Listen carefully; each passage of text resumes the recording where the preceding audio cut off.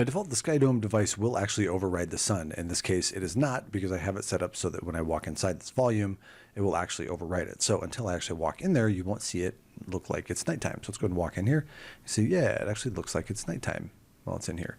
So let's take a look at this actual settings for this. So if we open this up, we can see that we have it enabled for all settings. We have the moon as the source. The light source is actually matching the position of which it's actually rotated. Source intensity is set down to 5%. Now, to make it look like nighttime, what I've done is chosen the SkyDome color. So first you click on the little arrow and then go ahead and choose whatever color you wish. Then you have to actually click on this checkbox before it will actually take. So then you can come back and choose something else. So we also have a middle color here, and we also have the bottom of the sky color. So the way that these work is this color right here is closest to the moon or sun. This one is halfway between the moon and the sun and the other side of the sky sphere. And then this bottom color is going to be the very bottom end of the sky sphere. So opposite of where this one is at. So in this case, we can also turn on our stars. Let's go ahead and just turn these on bright.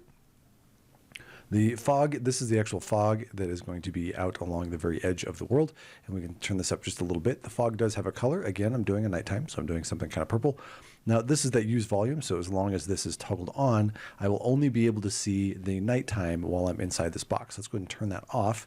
Press OK, and you can see that it's always there. And you can see that the stars are actually in here as well, which is really nice, right? So the far end, the middle color would be there, and then the first color would be up there.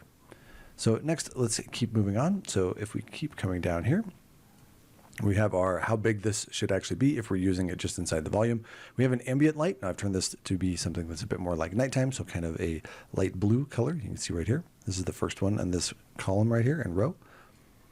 Then we have our ambient light intensity. So how bright do you want this to actually be filling in all of the holes and gaps and corners inside your world? I do not have clouds on currently, but you can actually set their speed, the direction they're coming from, and their color as well if you want a nighttime color. Again, something kind of dark.